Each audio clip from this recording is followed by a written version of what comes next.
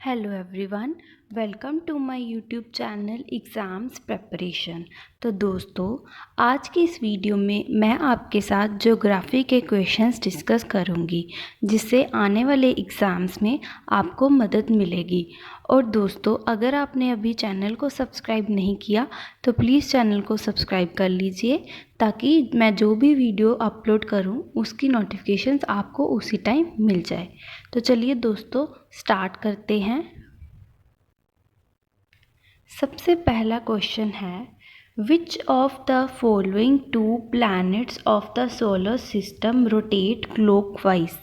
तो दोस्तों, जो सोलर सिस्टम है उसमें जो प्लैनेट्स हैं वो एंटी क्लॉकवाइज रोटेट करते हैं, लेकिन दो ऐसे प्लैनेट हैं जो क्लॉकवाइज डायरेक्शन में रोटेट करते हैं। आपको उन दो प्लैनेट्स के नाम बताने हैं जो कि एक्सेप्शन केस है।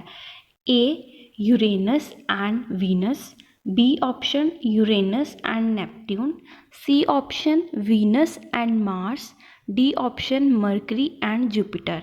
तो दोस्तों, इसका सही ऑप्शन है A option Uranus and Venus. ये ऐसे दो प्लैनेट्स हैं जो क्लॉकवाइज डायरेक्शन में रोटेट करते हैं। बाकी सारे प्लैनेट्स एंटी क्लॉकवाइज डायरेक्शन में रोटेट करते हैं। चलिए दोस्तों, नेक्स्ट क्वेश्चन देखते हैं। Which of the following is the closest star to earth after sun. तो दोस्तों, अर्थ के सबसे करीब जो स्टार है वो है सन। इस क्वेश्चन में पूछा गया है कि सन के बाद अर्थ के क्लोजेस्ट कौन सा स्टार है। ए ऑप्शन है अल्फा सेंटरी, बी ऑप्शन है प्रॉक्सिमा सेंटरी, सी ऑप्शन है बर्नर्ड स्टार। तो दोस्तों, इसका सही ऑप्शन है बी ऑप्शन प्रॉक्सिमा सेंटरी। तो सन के बाद अर्थ के सबसे करीब प्रॉक्सिमा सेंटरी ये स्टार है, जो कि 4.24 अप्रोक्स इतने लाइट ईयर्स अवे है अर्थ से। और दोस्तों, प्रॉक्सिमा के बाद जो नज़दीक है बिल्कुल अर्थ के वो है अल्फा सेंटरी, जो कि 4.3 अप्रोक्स 4.37 लाइट ईयर्स अवे है अर्थ से। तो इसलिए अर्थ के सबसे करीब तो सन है स्टार। उसके बाद अगर पूछा जाए आफ्टर सन, तो उसका आंसर होगा प्रॉक्सिमा सेंटरी। और प्रॉक्सिमा सेंटरी के बाद अल्फा सेंटरी स्टार अर्थ के क्लोज है। तो चलिए दोस्तों, नेक्स्ट क्वेश्चन देखते हैं। Which is the largest satellite in solar system. तो दोस्तों, सोलर सिस्टम की सबसे बड़ी सैटेलाइट कौन सी है आपको वो बताना है। ए ऑप्शन है फोर्ब्स, बी टाइटन, सी मून, डी गैनामीड। तो दोस्तों, इसका सही ऑप्शन है ऑप्शन डी गैनामीड। गैनामीड जो है दोस्तों, सोलर सिस्टम की सबसे बड़ी सैटेलाइट है। इसके अलावा दोस्तों, आपको एक और चीज़ पता होनी चाहिए कि ये जो सैटेलाइट है किस प्लैनेट की है। ये सैटेलाइट जुपिटर की है। जुपिटर प्लैनेट की सैटेलाइट है गैनामीड। तो और ये सबसे बड़ी सैटेलाइट है पूरे सोलर सिस्टम की। इसके अलावा दोस्तों, जो जुपिटर है वो सबसे बड़ा प्लैनेट है सोलर सिस्टम का। ठीक है दोस्तों, चलिए नेक्स्ट क्वेश्चन देखते हैं। Which is the deepest oceanic trench. तो दोस्तों, आपने बताना है कौन सी डीपेस्ट ओशनिक ट्रेंच। ट्रेंच मतलब जैसे डिच, खाई को बोल सकते हैं, खाई को कहते हैं। डीपेस्ट ओशनिक ट्रेंच आपको बतानी है कौन सी है। A Marina trench, B Tonga trench, C Manila trench. तो दोस्तों, इसका सही ऑप्शन है ऑप्शन ए मरीना ट्रेंच। और दोस्तों, इसके अलावा आपको पता होना चाहिए ये ट्रेंच किस ओशन में है। ये पैसिफिक ओशन, जो कि हमारा सबसे लार्जेस्ट ओशन है वर्ल्ड का, पैसिफिक ओशन, उसमें है ये सबसे डीपेस्ट ट्रेंच मरीना ट्रेंच। और पैसिफिक ओशन सबसे लार्जेस्ट ओशन है वर्ल्ड का। ठीक है दोस्तों, चलिए नेक्स्ट क्वेश्चन देखते हैं। Which of the following ocean has largest coast line. तो दोस्तों, कोस्ट लाइन का मतलब है ओशन कोस्ट लाइन, जैसे समुद्र तट। तो आपको बताना है किस ओशन की सबसे बड़ी कोस्ट लाइन है। ए है Pacific Ocean, B Arctic Ocean, C Indian Ocean, D Atlantic Ocean. तो दोस्तों इसका सही ऑप्शन है option D Atlantic Ocean. Option D Atlantic Ocean ऐसा ओशन है जिसकी सबसे बड़ी कोस्ट लाइन है। और दोस्तों इसके अलावा जो अटलांटिक ओशन है ये सेकंड लार्जेस्ट ओशन है वर्ल्ड का, पैसिफिक ओशन के बाद। सबसे बड़ा मैंने आपको पिछले क्वेश्चन में बताया है, पैसिफिक ओशन सबसे बड़ा है और दूसरे नंबर पे अटलांटिक ओशन है।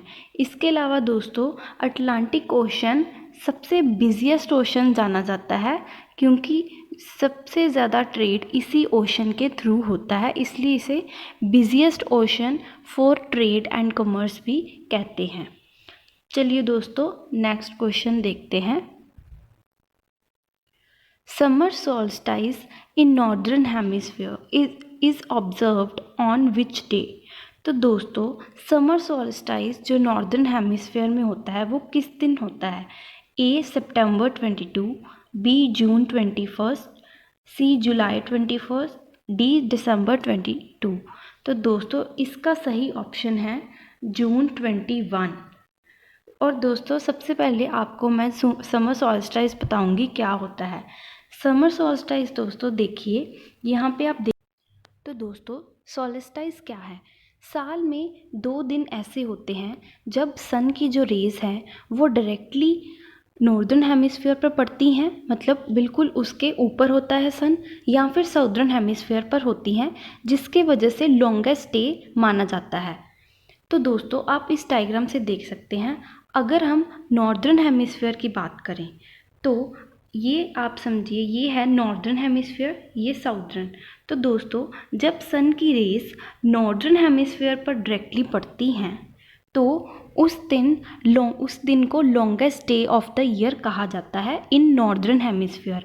तो इस दिन को समर सोल्स्टिस हम कहते हैं। और हम समर सोल्स्टिस साउदर्न हेमिस्फीयर को कब कहेंगे, जब साउदर्न हेमिस्फीयर जो होगा उस पर सन की रेस डायरेक्टली पड़ती हैं, तो इस दिन समर सोल्स्टिस साउदर्न हेमिस्फीयर में होता है। तो आपको 2 चीज़ें याद रखनी है, जो समर सोल्स्टिस है नॉर्दर्न हेमिस्फीयर में कब होता है, जून 21। तो दोस्तों आज के दिन समर सोल्स्टिस ही है longest day of the year, June 21 northern hemisphere का।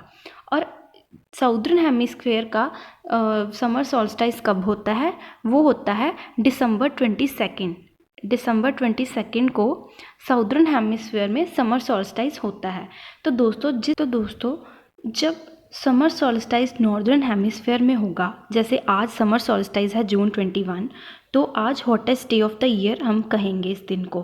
और इसी तरह साउदर्न हेमिस्फीयर पर अगर नॉर्दर्न में समर सोल्स्टिस है तो साउदर्न में विंटर सोल्स्टिस होगा। सिमिलरली अगर हम साउदर्न हेमिस्फीयर की बात करते हैं कि साउदर्न हेमिस्फीयर में जैसे कि दिसंबर 22 को समर सोल्स्टिस लगता है साउदर्न हेमिस्फीयर में, तो हम कहेंगे नॉर्दर्न हेमिस्फीयर में विंटर सोल्स्टिस है, मतलब ऑपोजिट है। अगर एक में लॉन्गेस्ट डे है तो दूसरे में शॉर्टेस्ट डे होगा। एक हेमिस्फीयर में लॉन्गेस्ट डे, दूसरे हेमिस्फीयर में शॉर्टेस्ट डे। आई होप आपको ये समझ लग गया होगा। तो आपको बस ये डेट्स याद रखनी है, मैंने इसका मतलब थोड़ा आपको समझा दिया है। तो अब आप क्वेश्चन में देख सकते हैं, इसका सही ऑप्शन होगा नॉर्दर्न हेमिस्फीयर में समर सोल्स्टिस, मतलब आज ही जून 21 को समर सोल्स्टिस होता है, मतलब longest day of the year. तो चलिए दोस्तों अगला क्वेश्चन देखते हैं। Winter solstice in northern hemisphere is observed on which day. तो दोस्तों नॉर्दर्न हेमिस्फीयर में विंटर सोल्स्टिस कब मनाया जाता है। मैंने आपको बताया है कि जब एक जगह समर सोल्स्टिस होगा दूसरी जगह विंटर सोल्स्टिस होगा। तो आप देखिए summer solstice winter southern hemisphere में कब होता है, वो होता है दिसंबर 22 में। अगर दिसंबर 22 में समर सोल्स्टिस है साउदर्न हेमिस्फीयर में, तो दिसंबर 22 में नॉर्दर्न हेमिस्फीयर में विंटर सॉल्स्टिस होगा। तो इसका सही ऑप्शन है डी ऑप्शन, दिसंबर 22। तो दोस्तों इसके बाद एक और चीज़ याद रखिएगा, what is spring and autumn equinox. तो दोस्तों इक्विनॉक्स क्या है? तो दोस्तों साल में 2 बार ऐसे होता है जब दिन और रात इक्वल होते हैं, नॉर्दर्न हेमिस्फीयर में भी और साउदर्न हेमिस्फीयर में भी। जैसे आप इस डायग्राम में देख सकते हैं। तो इन 2 दिन को हम किस नेम से पुकारते हैं, किस नेम से इनको जाना जाता है? स्प्रिंग इक्विनॉक्स और एक हम कहते हैं ऑटम इक्विनॉक्स। ठीक है दोस्तों। तो इस दिन क्या होता है, इस दिन इक्वल डे और इक्वल नाइट होती हैं, नॉर्दर्न हेमिस्फीयर में भी और साउदर्न हेमिस्फीयर में भी। और इसकी डेट्स भी आपको पता होनी चाहिए। जो स्प्रिंग इक्विनॉक्स है वो मार्च 21 को होता है और जो ऑटम इक्विनॉक्स है वो सितंबर 23 में होता है, नॉर्दर्न हेमिस्फीयर में। ठीक है दोस्तों। तो दोस्तों ये थे कुछ ज्योग्राफी के क्वेश्चंस। आई होप आपको क्वेश्चन समझ आ गए होंगे। और अगर आपको ये वीडियो अच्छी लगी हो तो प्लीज़ वीडियो को लाइक कीजिएगा और चैनल को सब्सक्राइब करना मत भूलिएगा, ताकि मैं जो भी वीडियोस अपलोड करूँ उसकी नोटिफिकेशंस आपको उसी टाइम मिल जाए। तो चलिए दोस्तों, थैंक यू।